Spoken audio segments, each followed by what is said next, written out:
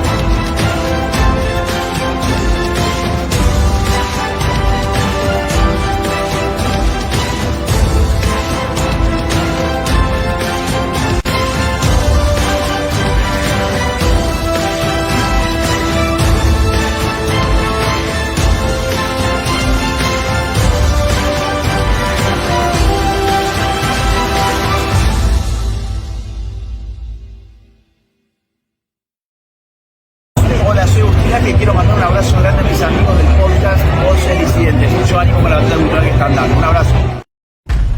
¿Cuántos pedófilos has atrapado? 288. ¿Cuántos niños has encontrado?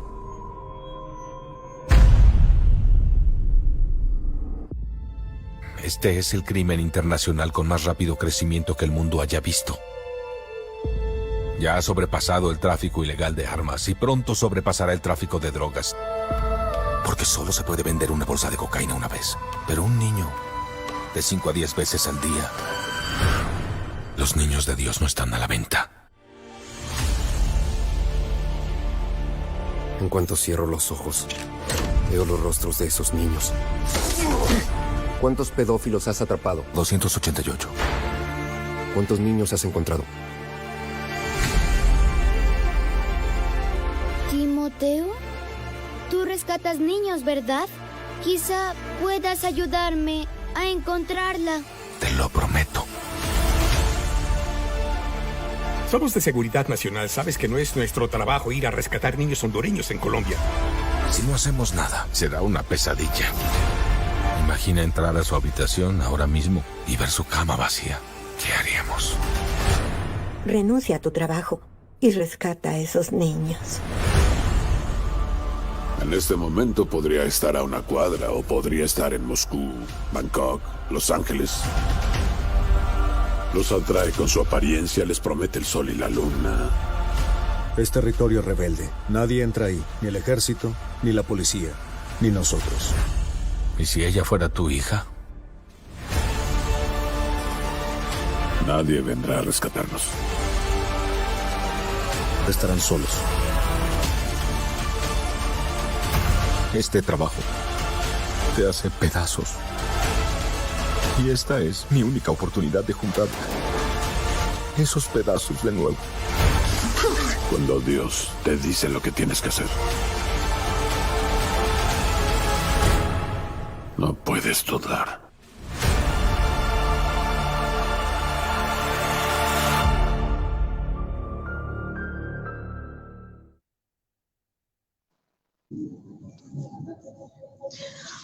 Buenas noches a todos de Voces Disidentes. Me disculpo por mi cámara, ya la voy a estar activando, pero quiero darles la bienvenida a todos y a nuestro invitado especial, a nuestro invitado estrella, el profesor Néstor, mejor conocido como el Teólogo Responde. La verdad siempre es un privilegio poder tenerlo aquí. Para los que no han escuchado, tenemos otros dos podcasts con él. La verdad son muy buenos, hemos tenido muy buen alcance y es un honor poder tenerlo aquí antes de que se vuelva realmente más famoso. Así que un placer poder tenerlo aquí. Profe, Jess, tal vez nos puedes dar una intro y luego, profe, le dejamos este tiempo igual. Claro que sí, buenas noches a todos los que son parte de Voces Disidentes. Bienvenidos a este nuevo podcast y bueno, con un invitado ya de casa, no solo de lujo. Aquí lo tenemos con nosotros al profesor Néstor Díaz, con el que vamos a estar tocando y comentando este tema que ha sido tan polémico estos días acerca de la película Sound of Freedom. Pero antes de que podamos empezar, me gustaría presentarlo a los que no lo conocen.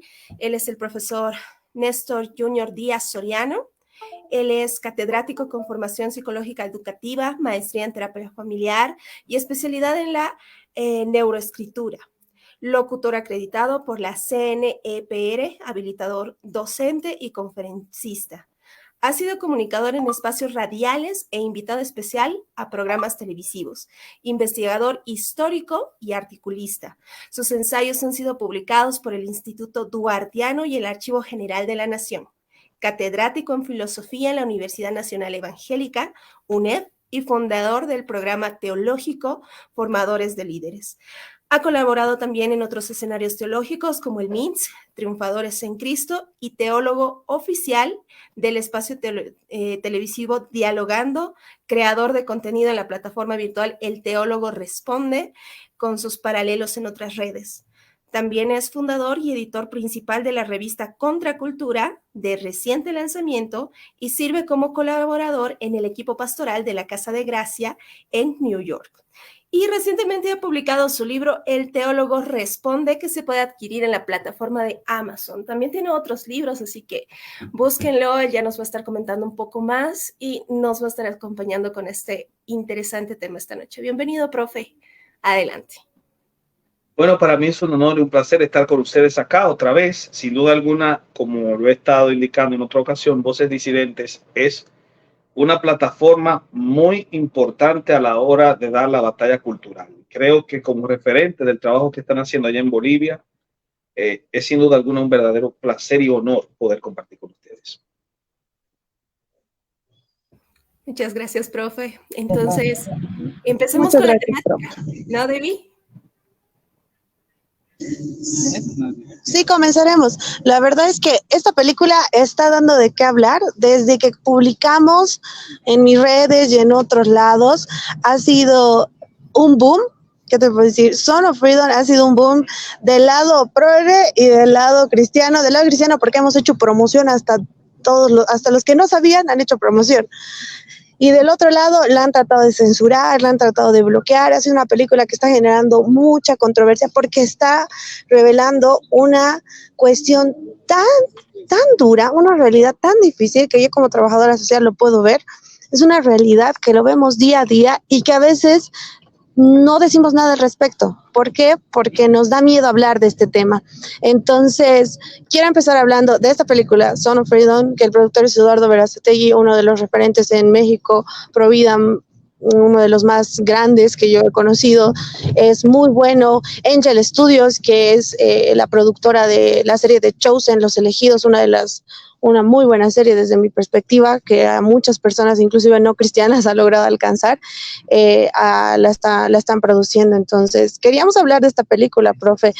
Sabemos que usted la ha visto, nosotros todavía no la hemos visto porque aquí va a llegar a Bolivia el 31 de agosto, si no me equivoco, y los chicos igual van a estar hablando más adelante que en la ciudad de La Paz igual se va a estar proyectando, ¿no? Así que, profe, yo quisiera que usted nos dé una introducción acerca de la película. Yo sé que tal vez va a haber spoilers, pero evitemos los spoilers. Voy a tratar de no spoilearlas, pero sí puedo decir que yo tuve el privilegio de verla el mismo día que fue lanzada. Acá se lanzó de forma internacional en el 4 de julio. y obviamente el trabajo que se realizó en esa ocasión fue interesante. De forma providencial, a mí se me permitió por lo menos ir a asistir directamente a ese estreno. Incluso me regalaron la boleta para poder participar junto con mi hermana, que fue la que, por cierto, me informó de que había conseguido las boletas para poder entonces participar en la presentación de esa película ese día.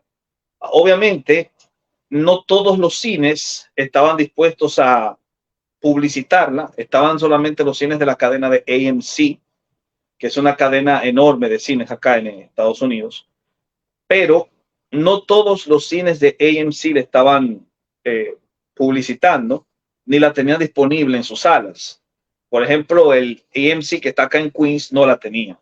Tuvimos que ir a Manhattan, especialmente a Manhattan, para poder meternos en ese tráfico infernal del día 4 de julio en Manhattan, cerca de la zona donde justamente hacen los famosos desfiles de los fuegos artificiales. Y allí es donde estaba el AMC que nos tocó visitar para poder ver esa película. Así que fue para mí un total privilegio el verla el mismo día que estrenó, teniendo en consideración que de la sala de cine era solamente una entre las 2.600 salas de cine en que se estrenó justamente la película de Sound of Freedom. Así que sin duda alguna le saqué mucho provecho. Y obviamente no me imaginaba, por lo menos cuando estaba viendo la película, no me imaginaba que iba a convertirse en un éxito en taquillas. O sea, estábamos hablando de que justamente al lado de la sala donde yo estaba, estaban dando la de Indiana Jones. Y después me enteré que la película de Sound of Freedom había superado con creces en términos de taquilla a la película de Indiana Jones. Y eso deja mucho que decir. Más aún, la película de Sound of Freedom superó a las películas que Disney había lanzado, porque cuando se emitió en la sala de cine el 4 de julio, justamente acababa de ser estrenada Elemental, que era una película de Disney, que tuvo un presupuesto mucho más amplio. Es decir, por ejemplo, estamos hablando de que el presupuesto de Elemental, si mal no recuerdo, se tiraba más o menos en los 300 millones. Exactamente 300 millones, incluyendo los costes de publicidad.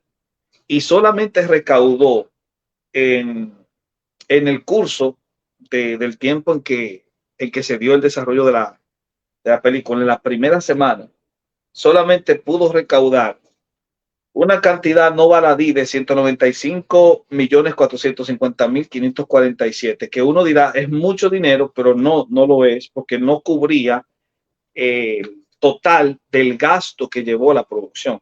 Es decir, estamos hablando de 300 millones con costos de publicidad y no pudo llegar ni siquiera a los 200 millones. Solo pudo cubrir parte de los gastos, pero no pudo llegar a los 29 millones que ellos esperaban y tenían la expectativa de llegar. 29 millones, y ni siquiera a eso pudo llegar. Entonces, el fracaso de Elemental, aunado, por ejemplo, al otro gran fracaso de Disney, de la Sirenita, que costó 100 millones más, 400 millones en costos de publicidad y de producción, y no pudo recaudar más allá de los 526 millones y pico. Fracasos totales. Y la película de Sound of Freedom, que por cierto se produjo con costos en base a crowdfunding, solamente pudo producirse con 14,5 millones. 14,5 millones en comparación a los 300 millones de Elemental. Y ya había recaudado en la primera semana o en las primeras semanas 27,3 millones. De hecho, 27,3 millones había recaudado apenas 5 o 6 días después de haberse publicitado en la sala de cine donde la vi yo el 4 de julio. Eso implica que fue un éxito en taquilla y un éxito total, porque justamente presentaba una problemática que no se puede barrer bajo la alfombra.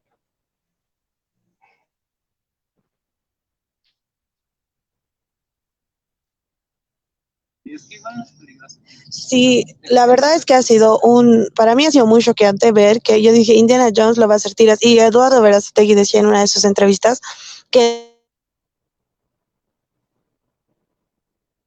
lanzarla en esa fecha era muy número uno en Estados Unidos, y no solo ahí, sino que logramos un nivel alto aquí en Latinoamérica, al punto de que en diferentes países como en Perú se levantaron firmas para que se pueda proyectar la película. Aquí en Bolivia estábamos en plan de hacerlo y este era un live para poder comenzar a hacerlo, pero nos ganaron y no, pues los cines la van a poder proyectar. Pero ahora ya vámonos más al tema de la película, ¿no? Es una realidad cruda, muy real, pero ¿por qué es tan molestosa para grandes organizaciones o para personas muy importantes? ¿Por qué es tan...?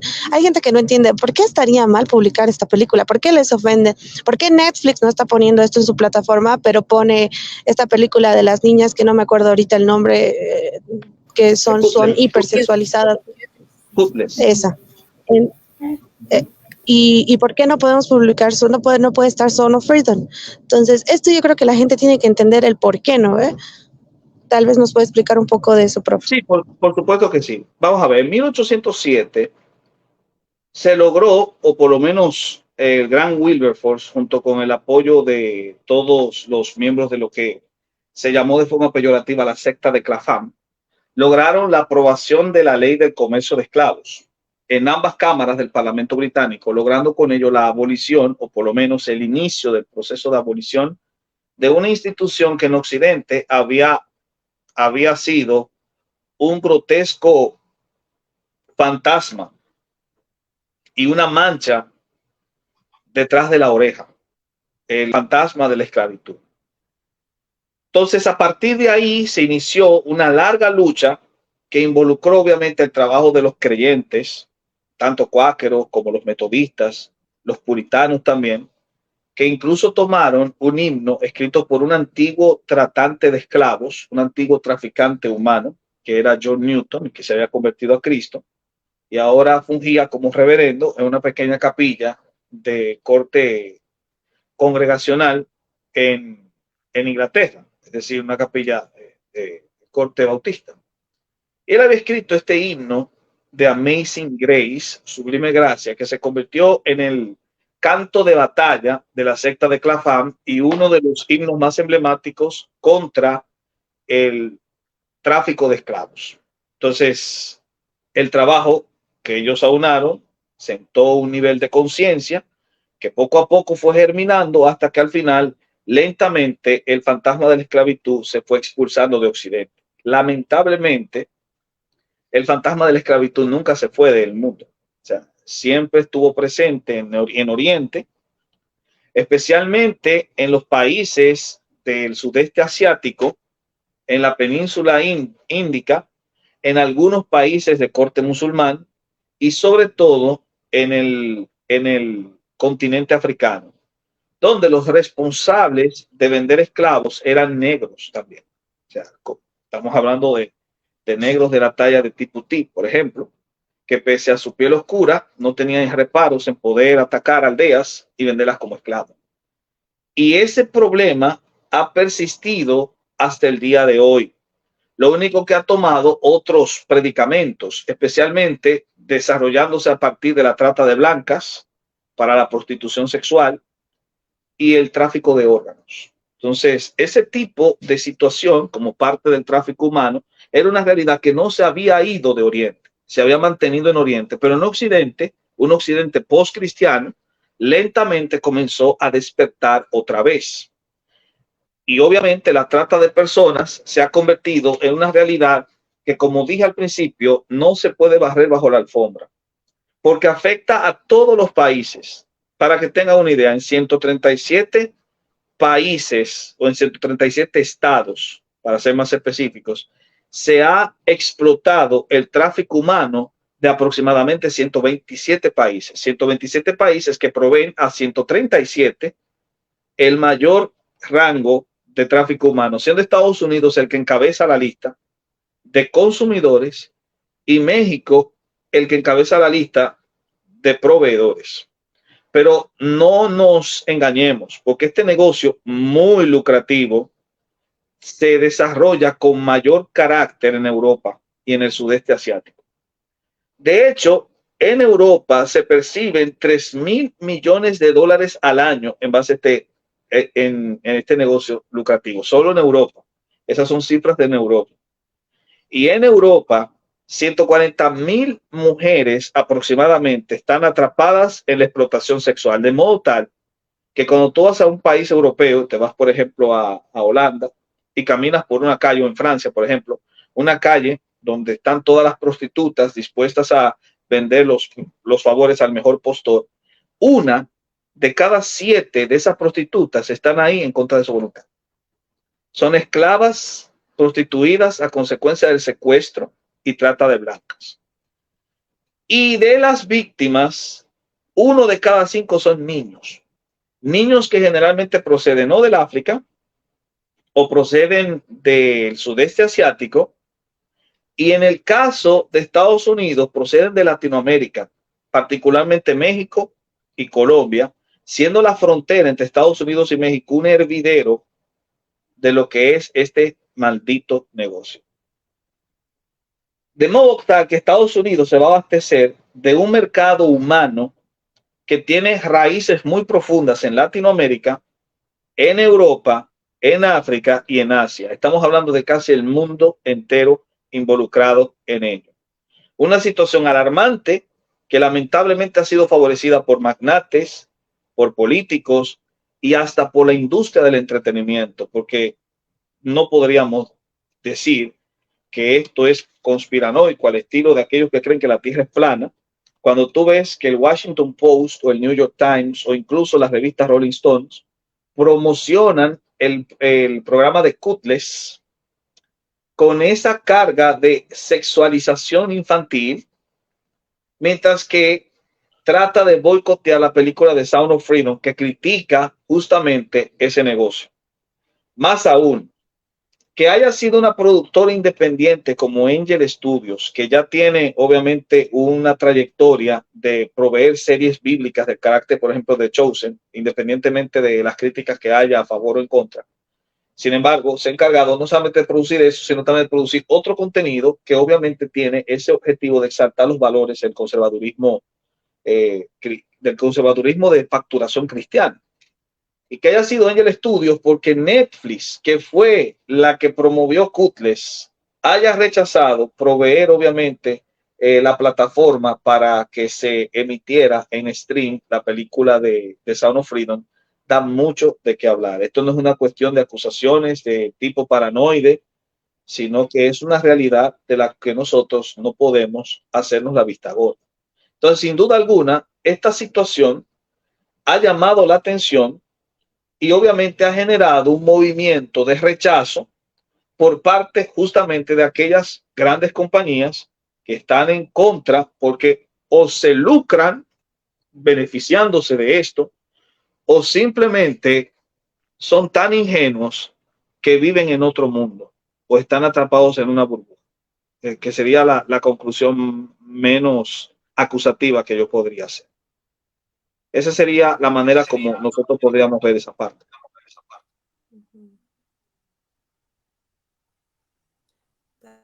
Tal vez Jess, Edgar, ¿quieren decir algo?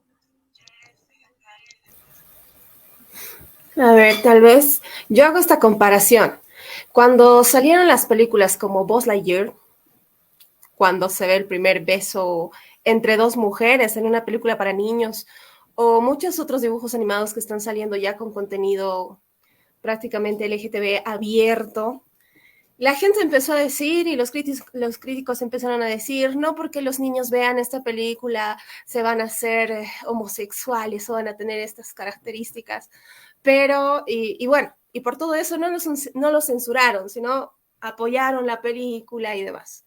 Pero ahora que aparece esta película, Sonido de Libertad, la quieren callar. ¿Por qué? ¿En qué les afecta? Si supuestamente una película no va a influir en el comportamiento o en la reacción del público. Eso es algo extraño. Sí, lo que pasa es que la mayoría de estas compañías y de estos magnates obviamente se enriquecen con este tipo de negocios.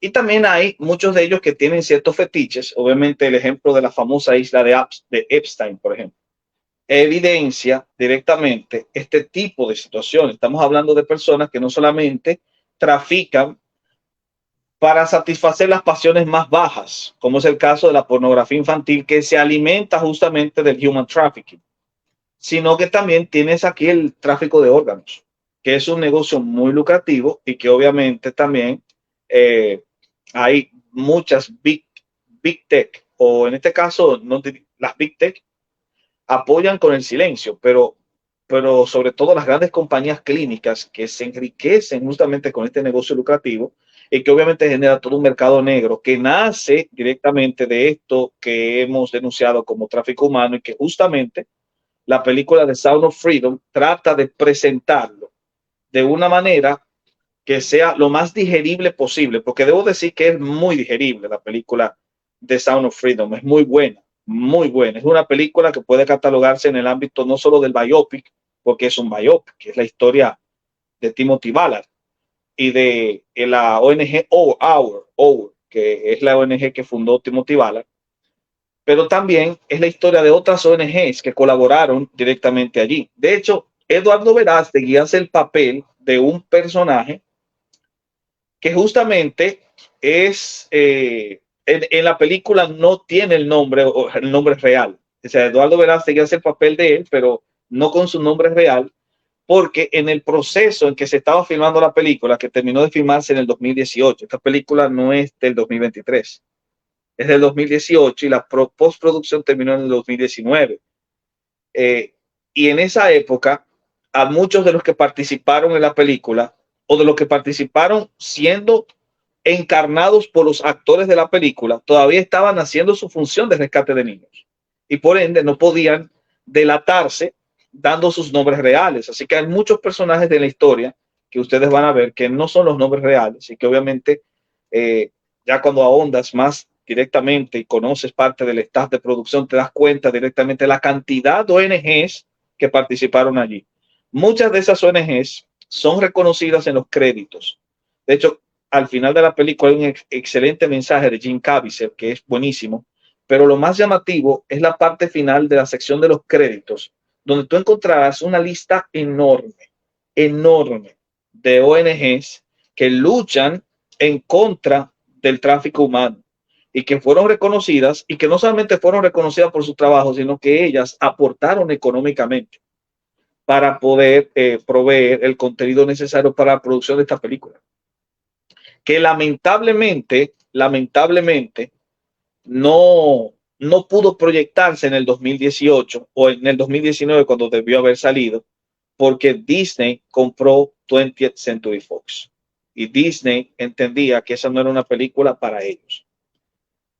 Y esto es llamativo porque 20th Century Fox, yo no sé si ustedes lo recordarán, pero en 2004, cuando Mel Gibson presentó The Passion of Christ, 20th Century Fox habilitó una sección que se llamaba Fox Faith Films, que era una sección dirigida solamente para producir con mucho presupuesto películas de corte cristiano, que tuviesen un mensaje de valores cristianos, porque el éxito de Passion of Christ les mostró que el público cristiano era un público que consumía y que era necesario tenerlo como parte del segmento poblacional que va al cine.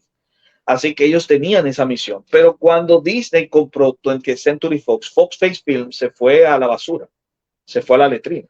Y ese proyecto que iba a salir justamente como parte de esa iniciativa de 20th Century Fox desaparece cuando Disney la adquiere. Y así Disney deja de engaveta el producto, y creo que no tengo yo que mencionar la manera como Verástegui pudo recuperar su película, porque creo que eso ya ustedes han visto la entrevista que hizo con Laje, y la recuperación de por sí es la tilda de milagrosa, y yo no tengo por qué dudar sus palabras. Sin embargo, la producción de Sound of Freedom no es la única película que ha tenido ese tema. De hecho, Sound of Freedom es una película que presenta una historia que habíamos tratado o intentado de olvidar. Pero, por ejemplo, en 2016 salió este libro de Primavera en el Camino de las Lágrimas, escrito por César Vidal, una novela sobre el tráfico humano en África, que es una novela muy interesante, que muestra cómo los grupos musulmanes secuestran personas para venderlos como esclavos en el tráfico humano que va justamente a alimentar plataformas como la de pornografía infantil. Una novela interesante de Vidal. Pero antes de eso, en 2005 salió una película para televisión que se llamaba justamente así, Human Trafficking, que estaba protagonizada por esta estrella de cine, Donald Sutherland, y también por Mira Sorvino. Ahora, ojo con esto, Mira Sorvino no es solo una actriz de cara bonita. Mira Sorvino es una activista porque ella fue violada, es víctima de violación. Ella decidió dedicarse también a servir en contra del secuestro de humanos, de niños especialmente, de niñas, para la pornografía infantil. Y Human Trafficking, que fue una película para televisión protagonizada por ella, es mucho más cruda que Sound of Freedom. Es mucho más cruda. Mucho más cruda. Porque alterna historias y muestra, y esto sí lo puedo decir porque ya no sería spoiler, sería ya parte de Human Trafficking, esta película de 2005, pero presenta 3 historias alternativas de cómo se logra este tráfico humano. Una de las historias es de una niña turista norteamericana, no recuerdo si era en Bangkok, en Tailandia, que fue secuestrada en la calle delante de sus padres para servir en la industria de la pornografía infantil y para también ser dada a los turistas. El segundo caso es de una jovencita, me parece que ucraniana, o en uno de esos estados de Europa del Este que el comunismo destrozó, que para poder ayudar a su papá se inscribe en una agencia de modelos que no es más que una careta para justamente secuestrar personas para trata de blancas. Eso no lo voy a spoilear, pero por lo menos esa parte sí la toca Sound of Freedom. Y la tercera es a través de citas de internet. Una joven, una señora, bueno, una madre soltera, que creo que era de Francia, hace una cita por internet con un tipo que la secuestró, justamente para alimentar el tráfico humano. Y la película es interesante porque muestra toda esta paleta de situaciones que son reales. Y la actriz Mira Sorvino es una agente del FBI, muy parecida a la historia de Tim Ballard, que trata de rescatar a estas personas, apoyada por su jefe, que es Donald Sutherland. Y ¿saben lo curioso del caso? Que Mira Sorvino es una de las personajes de la película de Sound of Freedom. Ella está en la película de Sound of Freedom. O sea que estamos hablando de todo un convoy de personas trabajando justamente en este caso, y es lo que hace es que pese a que Sound of Freedom no tenga tal vez todo el dramatismo que posee, por ejemplo, Human Trafficking, ha tenido mayor éxito por ser novedoso, por presentarse en una época en la que la explosión de las redes sociales es mucho más amplia que en el 2005, y también porque se ha encontrado con un pueblo más despierto. Yo creo que esa es la clave del éxito y nosotros tendríamos que aprovechar justamente eso. Después, todo lo demás, por ejemplo, ya tiende a ser llamativo y clásico. Por ejemplo, en la película me sorprendí de ver a un actor dominicano que conozco, Manny Pérez, que también se ha caracterizado por ser activista en ese caso. O sea, estamos hablando de que la mayoría de los que participaron en ese proyecto lo hicieron porque creían en el proyecto. Por eso esta película pudo producirse con tan poco presupuesto, porque la mayoría de los actores que trabajan allí están comprometidos con esa causa. Y eso es algo que es bueno resaltar.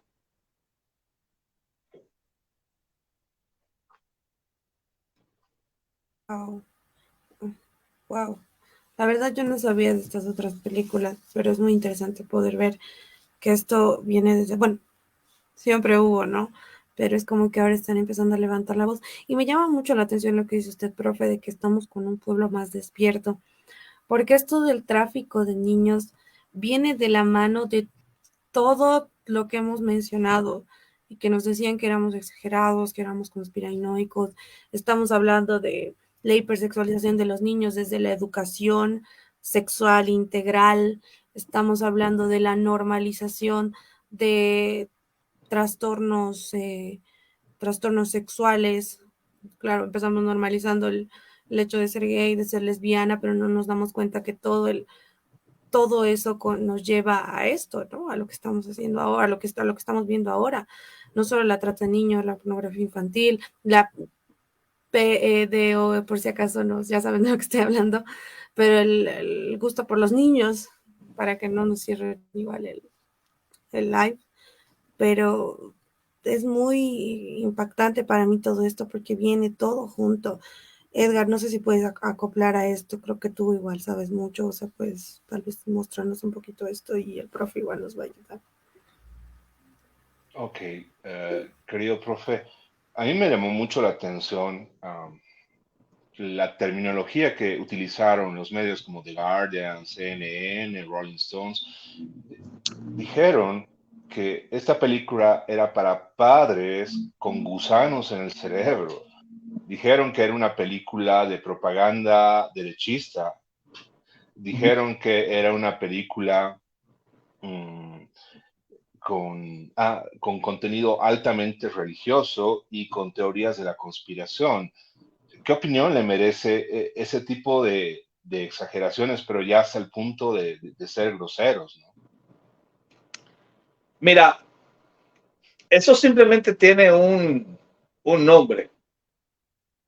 Mordaza, palabras mordaza. De hecho, yo, si mal no recuerdo, escribí en pandemia una reflexión sobre ese tema, de cómo las palabras mordaza se han convertido en la herramienta sutil para maquillar la verdad.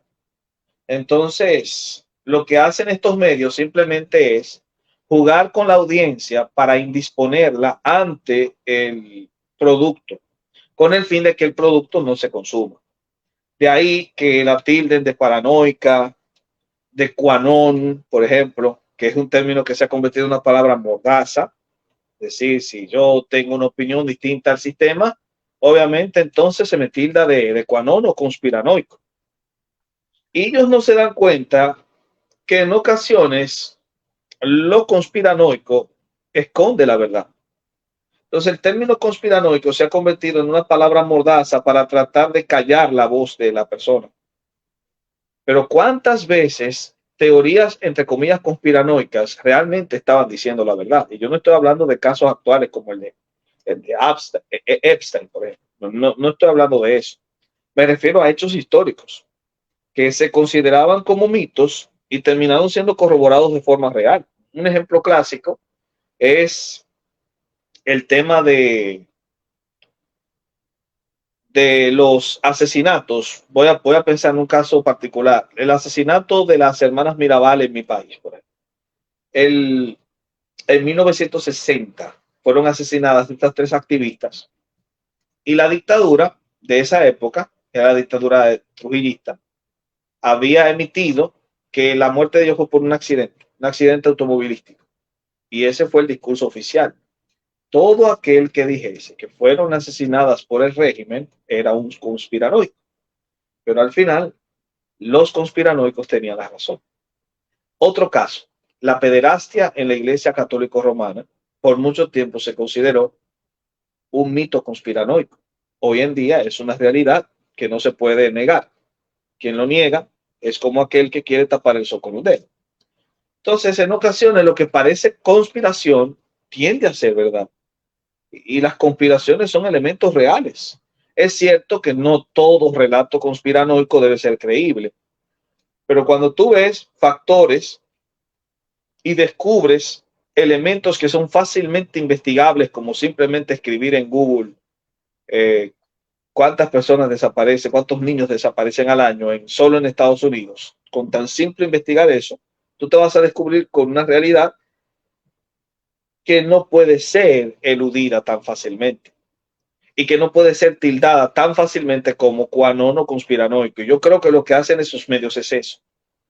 En mi país hay un adagio que se utiliza mucho para referirse a aquel que hace todo el esfuerzo posible para evitar el éxito del otro. El término es serruchar el palo. Serruchar el palo es una expresión muy dominicana. Es la imagen de alguien que está serruchando el palo donde se sostiene el otro. Una imagen muy caricaturesca, por cierto. Creo que eso es lo que hacen esos medios, serruchar el palo. Tratar de evitar que la audiencia consuma este contenido al tildar de imbéciles, porque eso es lo que quiere decir de forma muy poética, el que tiene la mente de un gusano. Es un idiota. Tildar de idiota, decrépito, vejestorio a aquel que consume ese contenido. Y lo que no sabe el imbécil que escribe el artículo, y excusen que me exprese así, pero lamentablemente hay personas que se ganan la mala palabra, se ganan el insulto. Lo que pasa con el estúpido que escribe ese artículo es que no entiende que su artículo va a ser justamente lo contrario a lo que desea. Va a generar un efecto rebote. Porque cuando tú le prohíbes a una persona que ve una cosa, lo que va a querer hacer es verla justamente. Ahí está el éxito. Maravillosamente, y gracias a la providencia divina, el gran apoyo que ha recibido esta película ha sido por parte de sus detractores. Porque sus detractores, al escribir artículos como ese, motivan a la gente a verla justamente. Así que benditos sean, que escriban mejor, que escriban más, para que más gente se motive. Los haters. No existe la mala promoción. Promoción es promoción. Exacto. Yes. Bueno, es interesante, ¿no? Cómo han intentado, no solamente a través de la promoción, boicotear todo esto, sino en toda la historia de todos estos 4 años que ha costado que la película pueda salir, ¿no? Y es interesante porque está basada en hechos reales y también han querido desacreditar no solo a la película, sino al mismo Tim Ballard, ¿no? Han habido muchos medios que han intentado desacreditar su misma persona, o sea, han atacado hasta la historia que se está vendiendo en esta película. Pero ¿cuál es el miedo? ¿Realmente es el miedo a que las personas por fin despertemos o reaccionemos a esta gran problemática? ¿Cuál es el miedo de aquellos que quieren desacreditar la película, a los actores, la misma historia de Tim Ballard? ¿Cuál es el fin de todo esto? Mira, la pregunta es muy importante, es muy interesante. Quizás la respuesta no sea tan precisa, porque estamos hablando de intenciones oscuras y uno nunca sabe a menos que tenga que especular. Y obviamente esta sería una respuesta especulativa. Pero me parece, y lo más lógico que yo podría deducir, no estaría ya abduciendo jamás acá, sino deduciendo, es que ante un fenómeno real como el tráfico humano es un fenómeno real, no puede ser escondido, no se puede negar, no es un metarrelato del tipo fantasioso como es el terraplanismo. No es un terraplanista el que está diciendo esto, aunque puede ser que un terraplanista también entienda que el tráfico humano es real porque es algo innegable para todos, es algo verdad, es algo que se puede comprobar mucho mejor que cualquier otra cosa. Y la comprobación de un fenómeno como ese descansa en los datos estadísticos y también descansa en las organizaciones que se han encargado de hacer estos rescates. Estos testimonios tienen que ser escuchados y si bien es cierto que los testimonios pueden tener el margen de error de magnificar la historia más de lo que realmente es el núcleo central, aún así la presencia de un núcleo central en la historia es la evidencia de que el fenómeno es un problema. Por lo tanto, todo mecanismo que se utilice para denunciar ese fenómeno no puede ser jamás boicoteado, a no ser que yo esté directamente involucrado en el negocio que está siendo denunciado. Porque esa sería la lógica conclusión a la que yo podría llegar en una deducción natural. Si tú estás criticando es porque tú eres parte del problema. A no ser que tú seas demasiado imbécil, otra vez, demasiado estúpido, como para no darte cuenta de la situación. Y ellos no pueden ser tan estúpidos como para decir que no existe el tráfico humano, porque sí existe el tráfico humano. Es una realidad que está siendo denunciada en películas desde 2005, como estuvimos mencionando acá. Es una situación veraz. El problema con estas personas es que muchas veces ellos, por causa del prejuicio, tratan de cuestionar todo lo que suene a cristiano. No soportan eso. Y el problema está en esa cosmovisión que aceptan, que es la cosmovisión detrás incluso de ese terrible fenómeno. Y si a eso le agregamos la terrible cereza en el batido de que estos tipos están promoviendo una serie como Cutless, donde la sexualización infantil es una realidad innegable, y están atacando Sound of Freedom, lo más lógico que yo puedo concluir es que ellos son parte del problema. Y si es así, deben estar tras las rejas. Todos los que escriben ese tipo de sandeces deberían estar presos, deberían investigarse. Los autores en el artículo de Rolling Stone deberían ser investigados. Debería ser investigado el de Washington Post, el de New York Times. Deberían estar tras las rejas, simplemente por haber escrito en defensa de una serie que sexualiza a los niños, mientras están atacando una serie o una película, en este caso, que denuncia el problema. Entonces, en este sentido, yo creo que la razón de por qué pasaría este tipo de cosas es o que son demasiado ingenuos o están tan prejuiciados que simplemente no quieren aceptar la crítica por causa de la fuente que él emite, o lamentablemente son partícipes del terrible problema que se está denunciando.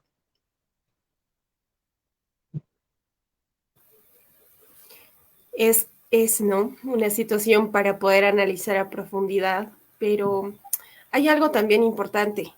Esta película ha movido, se puede decir, ha llamado la atención incluso de autoridades y personas muy influyentes en el medio, ¿no? Y eso creo que es algo muy a favor, ya sean pocos, pero ha movido y ha concientizado. Aquí en Bolivia todavía la película no ha llegado. Todavía estamos esperando hasta el 31 de agosto. Dios mediante vamos a tener la película, pero quiero hacerle esta pregunta, profe, usted que vio la película. ¿Realmente puede impactar tanto esta película? Queremos tener esta expectativa, y para todos los que están escuchando y viendo el podcast ahora y puedan esperar la película con toda la expectativa, ¿qué tanto realmente puede llegar a impactar esta película? No la voy a spoilear jamás. No cometeré el pecado terrible de spoilear una película. Yo no soy del tipo que se sienta a ver una película contigo y te cuenta el final antes de que inicie la historia. Pero sí puedo decir que la película es muy impactante. En ocasiones es posible, depende mucho de cuán sensible sea la persona, porque también depende mucho del nivel de sensiblería que tenga una persona. Hay personas que son mucho más sensibles que otras, obviamente. Es posible que una persona mucho más vulnerable en el ámbito de la sensiblería, y no lo digo de forma peyorativa, obviamente, que eso es algo bonito, pueda hacer que se sienta tan angustiada por las escenas, porque hay escenas que son bien problemáticas. Hay escenas que lamentablemente te sacan una lágrima. Sin embargo, la mayoría de personas que por lo menos he hablado con ellas y que hemos compartido, incluyendo mi hermana, que fue la que fue conmigo justamente, la vimos juntos, mi hermana quedó en shock. Y mi hermana es una persona que no se impresiona fácilmente. O sea, eso deja mucho que decir. O sea, si ella quedó en shock es porque quedó impactada por la situación. Yo no quedé tanto en shock, quizás porque ya conocía esta información. Les digo que ya incluso me había visto 2 veces la película de Human Trafficking, y obviamente no me causó la impresión que le causaría a una persona que la ve por primera vez, teniendo en consideración esta situación por vez primera, como fue el caso de mi hermano. Pero la película sí tiene escenas que realmente causan una impresión increíble, y creo yo que el trabajo fue, obviamente siempre en una película se hacen concesiones a la historia real, pero sin duda alguna lo que retrata fielmente es lo que cuentan las anécdotas del equipo de Timothy Ballard. El famoso desdén que se ha hecho al testimonio de Ballard, hasta el punto tal de querer indicar que él ha exagerado las fuentes o que mintió en los datos, como aparecen en algunos portales, considero yo que no es más que afirmación gratuita. Porque quienes critican de esa manera tendrían que dar pruebas de, y hasta ahora no he visto ninguna prueba. Entonces, es el testimonio de Timothy Ballard contra las afirmaciones gratuitas de estos grupos. Yo prefiero creerla que estaba en el campo de batalla, luchando y dando la cara por. Y yo creo que esa sería la forma como yo podría evaluar en ese sentido. El trabajo es muy bueno, muy impresionante. Sin duda alguna, el tráiler se queda corto. Debo decir que se queda corto. Y en la conclusión de la película, la escena final, sin duda alguna, es una escena reflexiva. Es una escena muy, muy reflexiva. Y creo que los bolivianos, especialmente los bolivianos, se van a sentir muy bien identificados con la escena final. Casi todos los que tienen especialmente los centroamericanos y los bolivianos, porque la historia se da especialmente en Colombia, obviamente. Ese es el punto donde se da, pero las víctimas no son de Colombia. La mayoría de víctimas son llevadas a Colombia y vienen de países, y no voy a mencionarlo, pero que ustedes tienen que ver, ahí las spoilearía. Y ese punto es bien llamativo, es posible que se sientan identificados en ese sentido. Otra cosa tocante a eso es que el material gráfico, así, la fotografía es exquisita. La fotografía de esa película es exquisita. Para hacer una película de bajo presupuesto, es muy buena.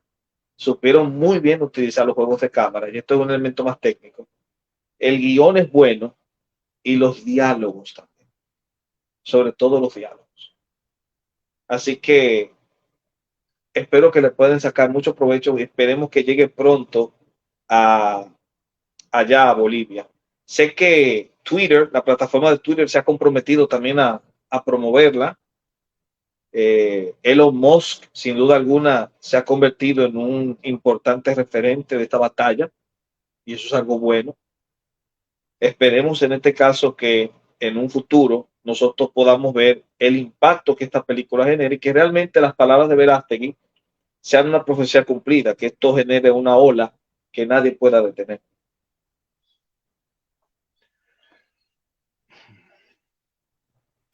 Bueno, creo que nos vamos a quedar con mucha expectativa de lo que va a pasar y esperamos que los cines aquí en Bolivia pongan a disposición pronto las entradas, las preventas, como lo han hecho para otras películas en este tiempo, ¿no? Y creo que esta película sí es muy importante para todos, que la podamos ver, sobre todo aquellos que están en pos de la defensa de la familia, en pos de la defensa de la vida, en pos de la defensa incluso de su propia fe y sobre todo de la libertad, ¿no? Porque ha sido una fecha muy significativa el día del estreno allá en Estados Unidos, que fue el 4 de julio, ¿no? Sí. Celebrando la libertad mientras muchos niños estaban privados de ella. Entonces creo que es muy significativo para nosotros.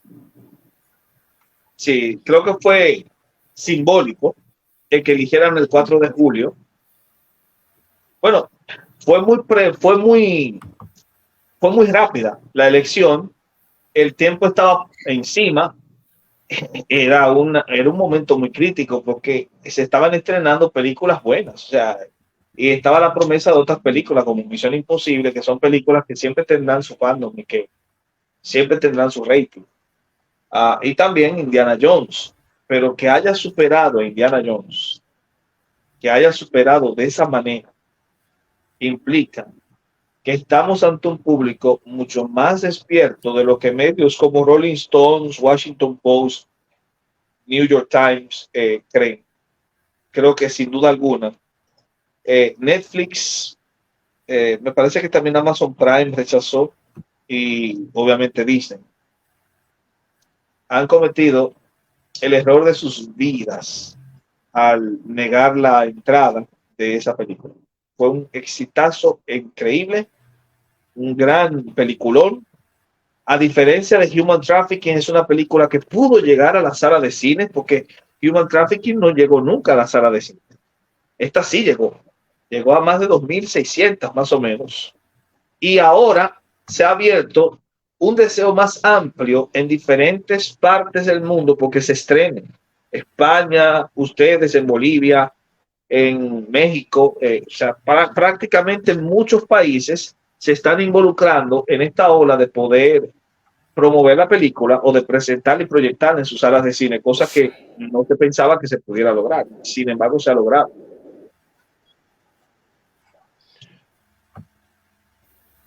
Profe, tengo una consulta con respecto a lo que decía Yes, ¿no? Al impacto que está teniendo esta película. Yo noto que este instrumento, esta herramienta que es la película, se está utilizando de manera muy estratégica conjuntamente con una agenda política. Por ejemplo, yo recuerdo hace años la película Punto y Aparte de Paco del Toro, que es de producción mexicana, de tinte evangélico. Y yo recuerdo que salió la película y bueno, generó cierta repercusión en el ámbito sobre todo evangélico, en adolescentes, pero ahí se quedó, no fue acompañada de políticas de Estado, de leyes, de políticas de gobierno, de movimientos sociales o de ONGs para impulsar una agenda pro vida en su momento. Yo estoy hablando del año 2002 más o menos, y vi que salieron otras películas, por ejemplo, Búsqueda Implacable de Hollywood, o esta otra película de Nicolas Cage, 8 milímetros, que también hablan de esos temas, pero salen como mero entretenimiento, ¿no? En cambio, esta película tiene esa peculiaridad de que está impulsada por una productora que trabaja con Eduardo Verástegui, que también está vinculado a un movimiento político. Incluso Eduardo Verástegui dijo en una entrevista que está considerando el postularse para ser presidente de México, que ya tiene varias ofertas a ese respecto, y no solo eso, sino que él, como usted lo señaló también, por medio de la película y en las entrevistas, está animando a la gente a que apoyen ONGs que están luchando contra este flagelo de la trata de niños. Y básicamente me parece que esta es una de las razones por las que los medios están tan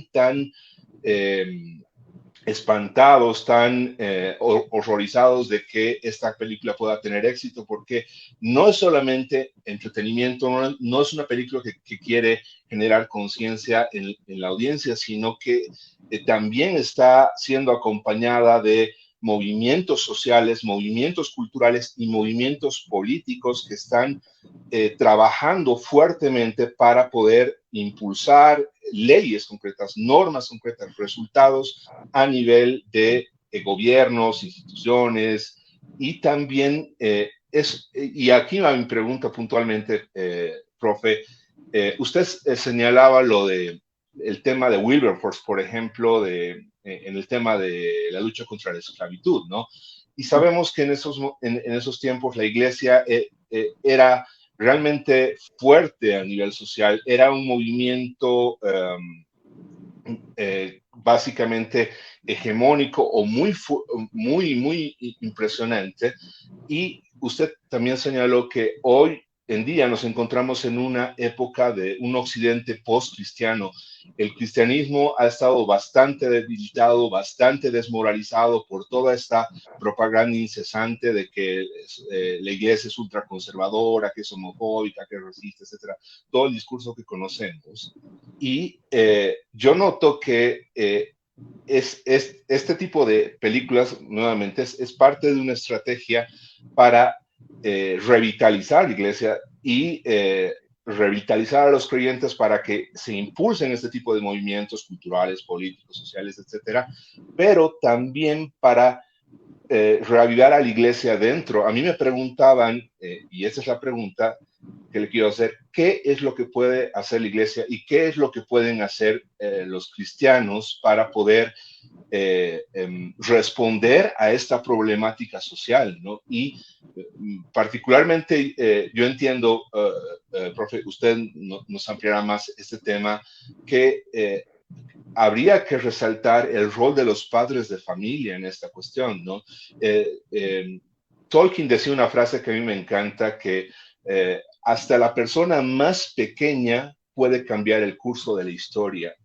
Y a veces yo me he encontrado con madres de familia, padres de familia que se sienten impotentes ante la realidad del aborto, ante la realidad de la ideología de género, ante la realidad de estos movimientos que están surgiendo llamados woke o progresistas, ¿no?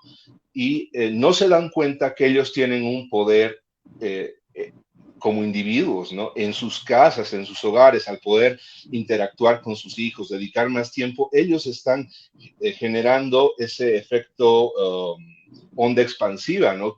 Esos niños bien instruidos que han pasado tiempo con sus padres probablemente puedan hablar con sus compañeros, prevenir en su pequeño ámbito de influencia y de esa manera generar un movimiento desde abajo hacia arriba, desde la iglesia, desde las congregaciones. Y bueno, yo tengo esta apreciación.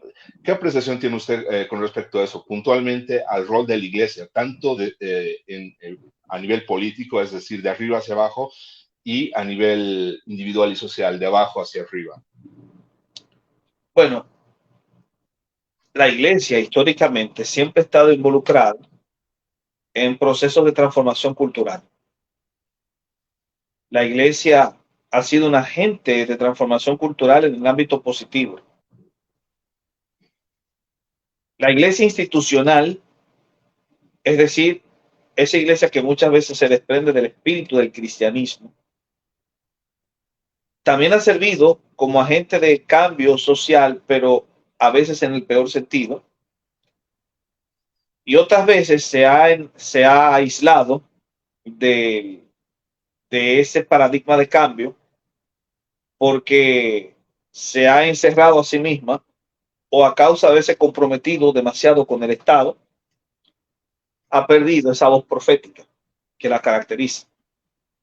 De ahí la famosa crítica de Dietrich Bonhoeffer: la iglesia cayó cuando debió haber gritado, que es una frase muy interesante en la ética del seguimiento de Dietrich Bonhoeffer, y que obviamente quien la habla es una persona que tiene todo el peso moral para decirlo, porque es un sujeto que se enfrentó al nacionalsocialismo alemán y tuvo que morir por ello. Así que el trabajo de la iglesia, que verdaderamente conoce su fe, que verdaderamente está comprometida con el mensaje de Cristo, siempre se preocupará por producir cambios sociales.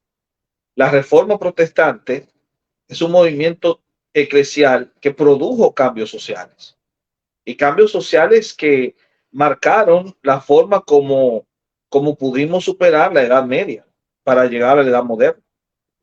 El Gran Despertar de 1720 a 1750, con sus respectivas olas que se categorizan también como parte de ese Great Awakening, tanto en Estados Unidos como en Europa, produjo cambios sociales. De hecho, la abolición de la esclavitud es uno de los legados del Gran Despertar.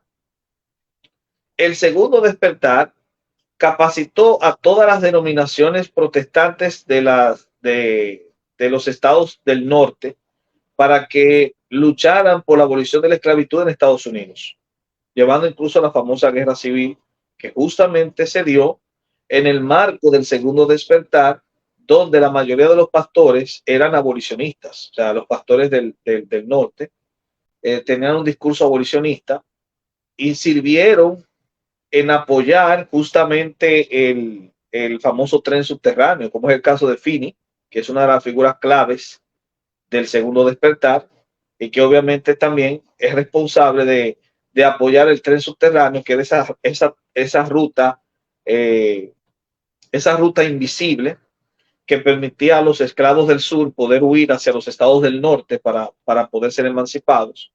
Y está también el caso de Lyman Beecher, que era un pastor de la época del Segundo Despertar, cuya hija Harriet Beecher Stowe escribió una de las novelas más críticas del esclavismo estadounidense, como es La cabaña del tío Tom.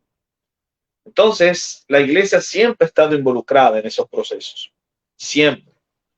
Si no lo hace, está yendo en contra de todo su legado histórico. Una iglesia que calla, o una experiencia de fe eclesial que calla ante los males de este mundo es simplemente una iglesia que ha perdido o se ha desnaturalizado a sí misma. La iglesia tiene como misión enfrentar el mal. Esa es parte de su trabajo profético, porque eso es justamente lo que hacían los profetas del Antiguo Testamento, señalar el mal, señalar la injusticia social. Y creo que este discurso de muchos de los que asumen, entre comillas, la batalla cultural y que tratan de aislar a la iglesia como parte de ese proceso, no saben lo que están haciendo, porque la verdadera batalla cultural se ha dado siempre desde la plataforma eclesial a causa del discurso del cristianismo. Así que el cristianismo en sí mismo produce ese cambio paradigmático, produce esa revolución.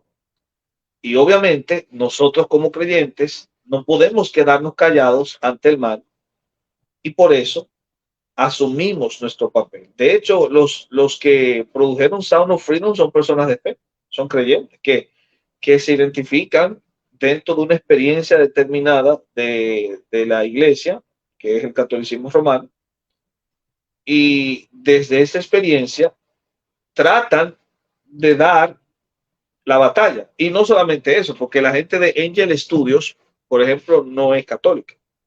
Me parece que tienen conexiones con la iglesia de Jesucristo de los últimos días, los mormones.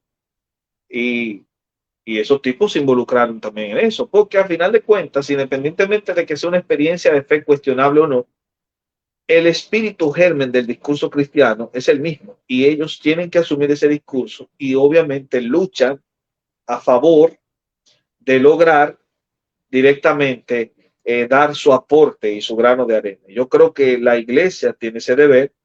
Si no lo hace, estaría yendo en contra de su naturaleza. Excelente. Gracias, profe, por ilustrarnos. Creo que ese es el mensaje con el que quiero que nos vayamos hoy. Justo iba a preguntar algo así, pero Edgar lo hizo más largo y lo explicó mejor, creo. Pero era eso, el hecho de que la iglesia siempre ha transformado la sociedad en todos sus ámbitos. Y eso es lo que tenemos que lograr ahora. Y si este tema ha salido a la luz, yo creo que es un punto clave en el que podemos empezar a hablar de esto, empezar a decir a la gente que no está bien normalizar los trastornos sexuales, orientaciones sexuales, empezar a normalizar la hipersexualización de los niños con la ESI, que hemos tenido problemas con la malla curricular también. O sea, empezar a ver que todas estas cosas nos están llevando a esto, o sea, no están separados. Y eso quiero que los que nos están escuchando, y gracias porque hay un montón de gente, he visto que nos están viendo de Perú, de Chile y de Argentina, así que muchas gracias a los que nos están siguiendo. Y en Sudamérica se va a estrenar la película el 31 de agosto igual, así que no se preocupen. En Chile dijeron que no saben cuándo va a salir, pero va a salir el 31 de agosto igual en Perú. Creo que es tiempo de que empecemos a tomar esta batalla y empecemos a transformar nuestra sociedad, ¿no? Y para eso tenemos que conocer nuestra realidad, conocer a lo que nos estamos enfrentando y en este caso tomar esta bandera. Algo que me gustó en una entrevista que hizo Eduardo Berazategui, me encantó, me marcó, yo sé que él es católico, pero dijo algo muy interesante. Dijo, Disney quiere corromper a tus hijos, nosotros queremos salvarlos.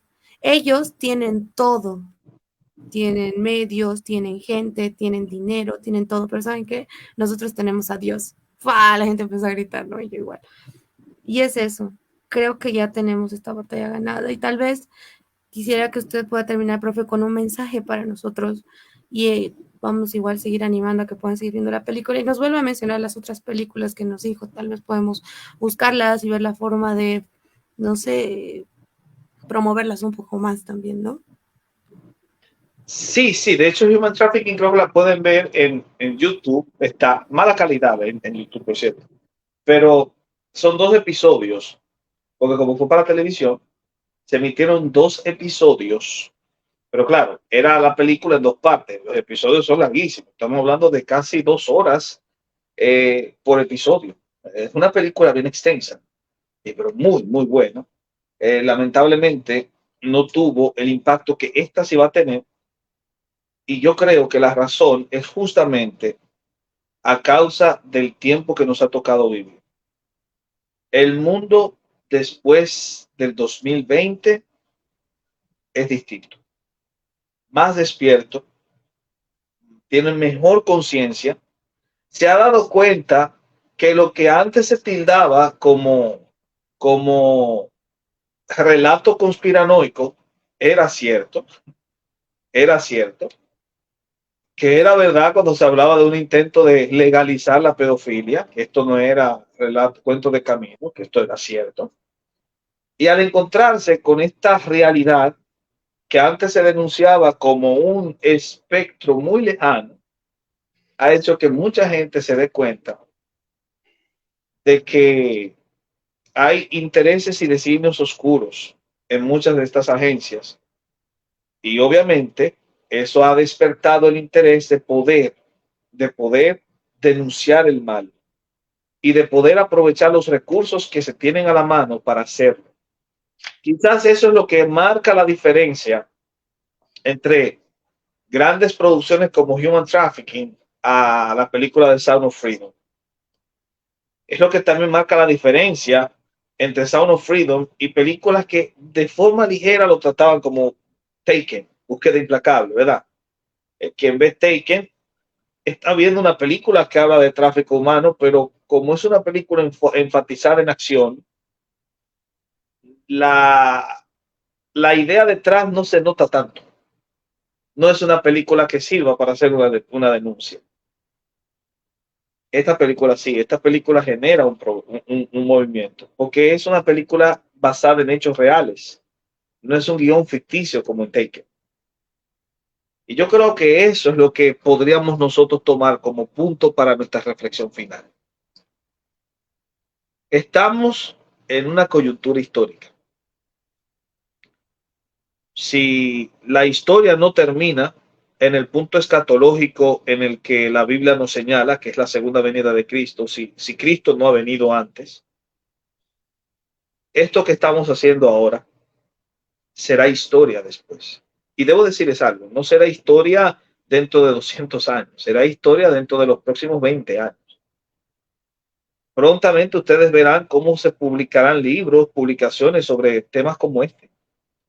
Incluso cómo saldrán publicaciones en torno a la misma película, libros hablando sobre la película.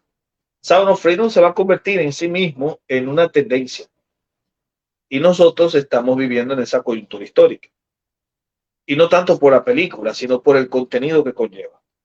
Lo que nos lleva entonces a la pregunta final. ¿Cuál es mi posición en esta coyuntura histórica? ¿Qué se dirá de mí dentro de los próximos 20 años? Si me quedé callado y crucé mis brazos, silbando, mirando hacia otro lado, o si realmente di mi grano de arena, aporté mi grano de arena con lo poco que tenía.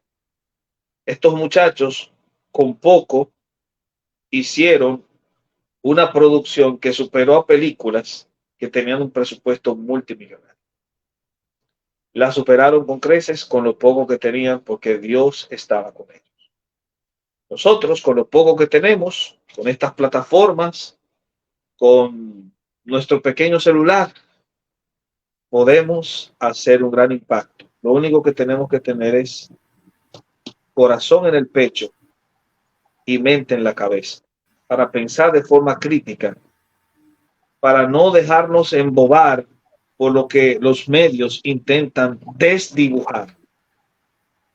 Y para que al final también nosotros podamos tener en consideración lo que es el llamado del cristiano. El cristiano no está llamado a la indiferencia. Y otra vez me remito a Bonhoeffer. 4 esferas relacionales que el cristiano nunca puede descuidar. Primero, su relación con Dios, porque a Él se entrega. Segundo, su relación con el prójimo, con quien debe ser altruista. Tercero, su relación con la comunidad, a la que tiene que respaldar cuando se encuentra en problemas conflictivos como ese. Y por último, su relación con el Estado, a quien tiene que confrontar, cuando ese Estado se presta para oscuros designios. Ese es el deber del cristiano, ni otro más. Ese es el deber del Evangelio. Evangelizamos para eso, predicamos para eso y combatimos el mal con las armas del bien, justamente porque la iglesia no puede quedarse callada, ya que su Dios no está callado. Ese sería un mensaje. Genial. Profe, hoy estamos llegando a los 46,000 suscriptores desde la página que estamos transmitiendo de Nueva Ideología de Género en Bolivia, y no quisiera perder la oportunidad para que usted pueda anunciar sus redes, su página de YouTube, de Telegram, para que la gente pueda seguirlo a usted. Y les adelanto a los que están atentos al programa que lo que el profesor ha hecho esta noche es darnos simplemente una pequeña primicia de un programa entero que él va a dedicar al análisis de la película Sound of Freedom. O sea que hemos sido realmente privilegiados al haber podido escuchar de boca del profesor, de una persona que vio la película, además que nos ha inundado con un enorme bagaje histórico y realmente ha enriquecido esta expectativa que estamos teniendo con respecto a la película. Hemos contado con él y bueno, muchas gracias, profe. Por favor, sus redes sociales. Bueno, me pueden encontrar, obviamente, todos los que nos están viendo en el Teólogo Responde, ahí en ese pequeño chinchorrito, como dicen allí en mi país. Ese chinchorrito que está hecho con amor para todos los que nos están viendo. Es un placer poder esperarlos allá. Siempre estamos produciendo contenido. También las plataformas aledañas como el Telegram, que es Prof. Néstor Díaz, el Instagram, que también se llama así, Prof. Néstor Díaz, y el Twitter, que es Responde Teólogo. Generalmente en Telegram nosotros tenemos una comunidad muy activa donde estoy compartiendo datos, documentos, libros, muy buen contenido. Y a veces doy primicias.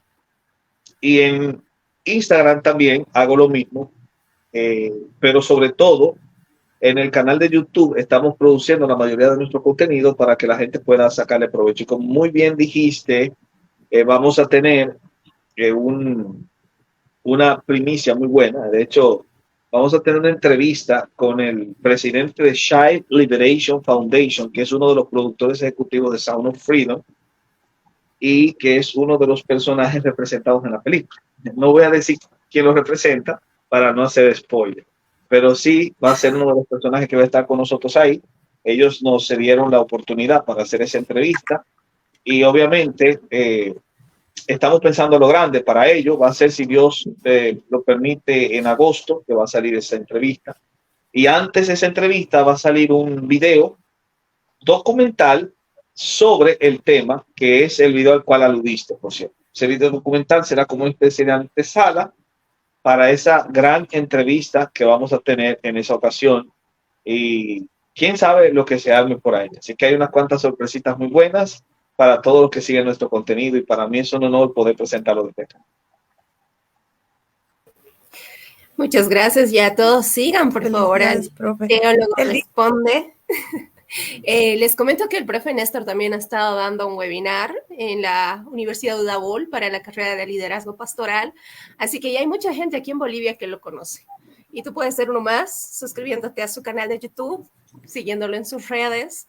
Y no, muchas gracias, profe. Realmente esperamos algún día poderlo tener aquí en Bolivia en persona, ¿no? A ver cuándo nos visita. Para mí será un gran honor, un gran placer. Lo más cerca que he estado de Bolivia es en Ecuador. Lo más cerquita. Pero sí, para mí será un honor y un placer, de verdad que sí. Y un verdadero privilegio. Así que ya saben, todos los que lo siguen, sigan apoyando el canal, las redes, y sigan también apoyándonos a Voces Disidentes y este podcast, que es para poder servirles a ustedes, informarles cualquier novedad y podamos seguir dando juntos la batalla cultural.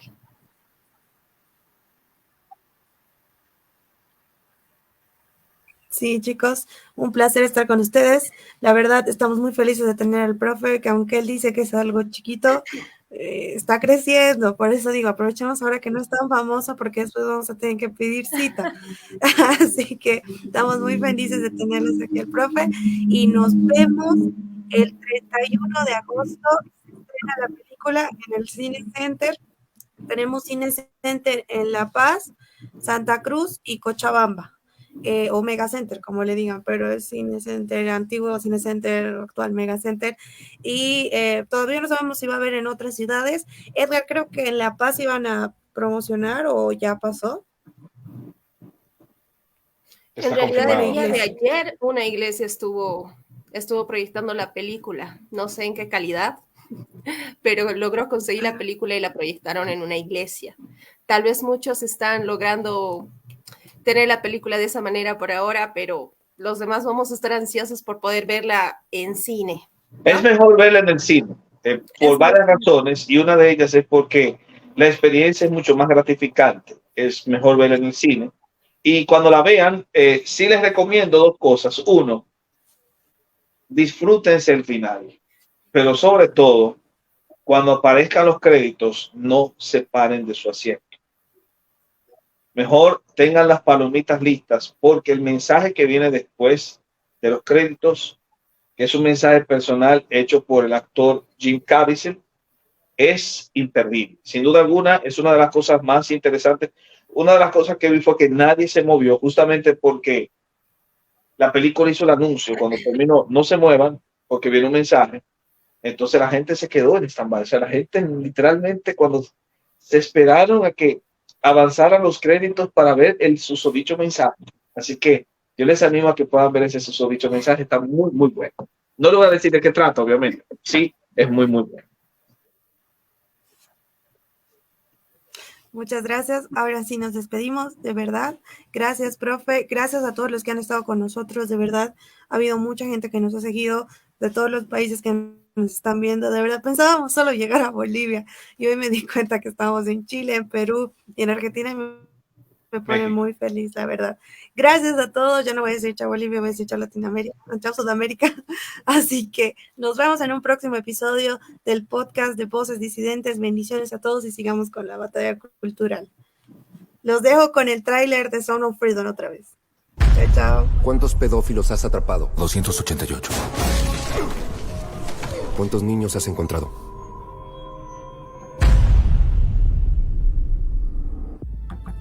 Este es el crimen internacional con más rápido crecimiento que el mundo haya visto. Ya ha sobrepasado el tráfico ilegal de armas y pronto sobrepasará el tráfico de drogas. Porque solo se puede vender una bolsa de cocaína una vez. Pero un niño, de 5 a 10 veces al día.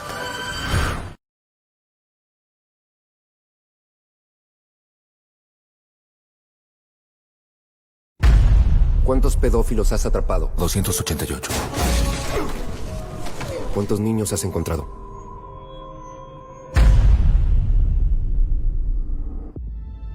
Este es el crimen internacional con más rápido crecimiento que el mundo haya visto. Ya ha sobrepasado el tráfico ilegal de armas y pronto sobrepasará el tráfico de drogas. Porque solo se puede vender una bolsa de cocaína una vez. Pero un niño, de 5 a 10 veces al día. Los niños de Dios no están a la venta. En cuanto cierro los ojos, veo los rostros de esos niños. ¿Cuántos pedófilos has atrapado? 288. ¿Cuántos niños has encontrado? Timoteo, tú rescatas niños, ¿verdad? Quizá puedas ayudarme a encontrarla. Te lo prometo. Somos de Seguridad Nacional. Sabes que no es nuestro trabajo ir a rescatar niños hondureños en Colombia. Si no hacemos nada, será una pesadilla. Imagina entrar a su habitación ahora mismo y ver su cama vacía. ¿Qué haríamos? Renuncia a tu trabajo y rescata a esos niños. En este momento podría estar a una cuadra o podría estar en Moscú, Bangkok, Los Ángeles. Los atrae con su apariencia, les promete el sol y la luna.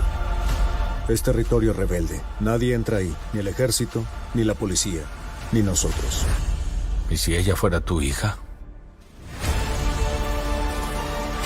Nadie vendrá a rescatarnos. Estarán solos. Este trabajo te hace pedazos. Y esta es mi única oportunidad de juntar esos pedazos de nuevo. Cuando Dios te dice lo que tienes que hacer, no puedes dudar.